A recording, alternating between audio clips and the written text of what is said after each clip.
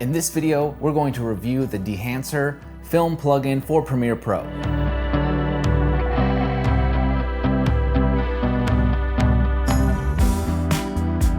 Now, Dehancer did supply me with the Pro version to test and review for this video. First, we're gonna talk about some key features of the plugin that I like. We're gonna go into its ease of use and how it can fit into a workflow. And then we're gonna talk about what I like about Dehancer, what I don't quite like about Dehancer, and some final thoughts that might help you make a decision on whether or not to purchase it.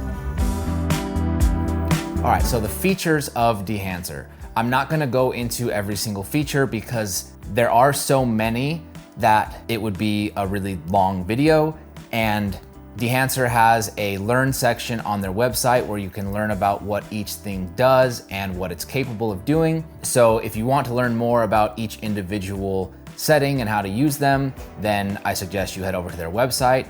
But for now, we're just gonna go through some of my favorites that I find myself using time and time again. Starting at the top, we've got the input tab. This to me is the most important piece. This is where you can set your source. So if you're shooting like I am on a Canon R6 Mark II, you can select choose camera, and then you can scroll down to R6 Mark II and select that as your input source. Dehancer has made it possible to easily color grade across different cameras by selecting the correct input source, which is super, super helpful. Also in the input section, you can adjust the exposure and the temperature and tint, and this will adjust those parameters underneath the film development. And that brings us to our next thing, which is the film development. There are so many film stocks to choose from. I personally lean towards Kodak Portra 400 and Fuji Pro 400H. I also like the Cinestill 50D. Now also in the film development section, you can adjust your contrast, and then there's also color boost, which can really naturally add a pleasant saturation to your image. There's also the expand section, which if you want to increase or decrease the contrast of your image, you can adjust the white point and the black point, which is super helpful. And then we've got the color head panel, which I really like to use. It allows you to tint the image. You can add yellow or blue, you can add cyan or red, you can add green or magenta, and it'll tint the whole image. Now, where this tool gets its power is being able to adjust how much that tint is affecting the shadows, midtones, and highlights. You can pull that tint entirely out of the shadows, or you can leave that tint only in the shadows, and you can micro adjust each of those different parameters. There's the grain adjustment. The different grains really do look different, and they don't appear to be just an overlay.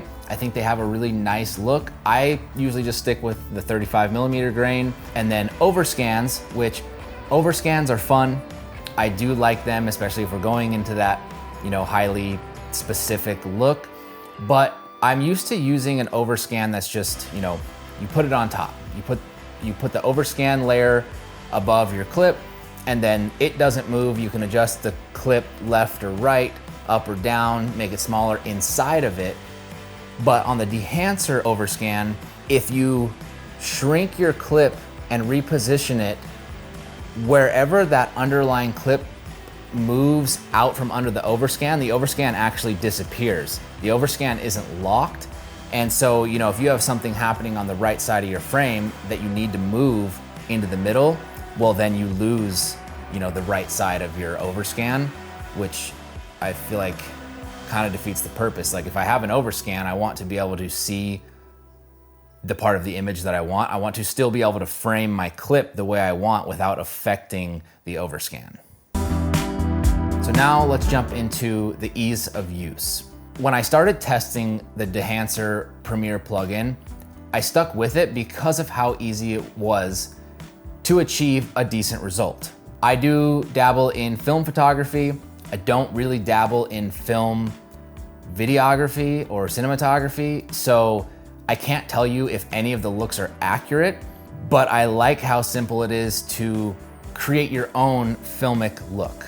And now these tools are so powerful that it's easy to go overboard, and you kind of have to start small and just, build little by little. Otherwise you will end up with a crazy looking image.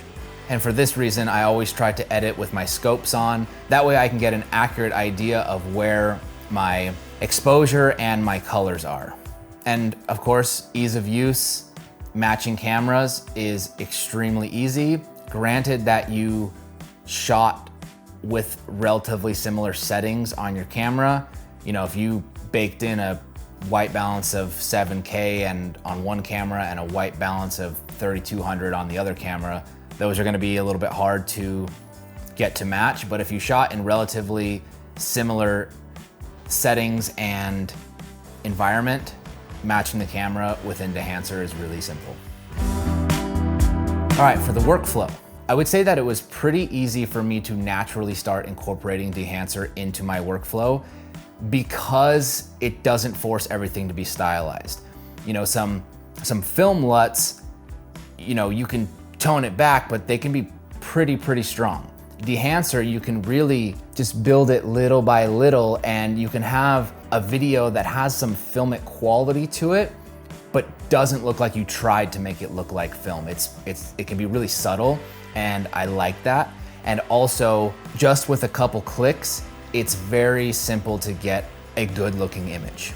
Now, I prefer keeping Dehancer on an adjustment layer. The reason I do this is because Dehancer doesn't have like a shadow highlight basic adjustment. So being able to go into my clip and go into Lumetri and actually just adjust shadows, highlights, whites, blacks, that's a little bit simpler for me. It makes more sense in my head, and it seems to allow me to fine tune a bit better. And with Dehancer, once you get look that you like, it's really simple to save that look as a preset and just drag it from your effects onto your clip or onto an adjustment layer every time you open a new project. So that's really cool. All right, so what did I like about Dehancer? I like that Dehancer makes it so easy for someone who doesn't know anything about color grading to get a good looking image. I like that it has a wide range of uses, from just everyday filmmaking and getting a crisp, clean image to highly stylized and specific use cases.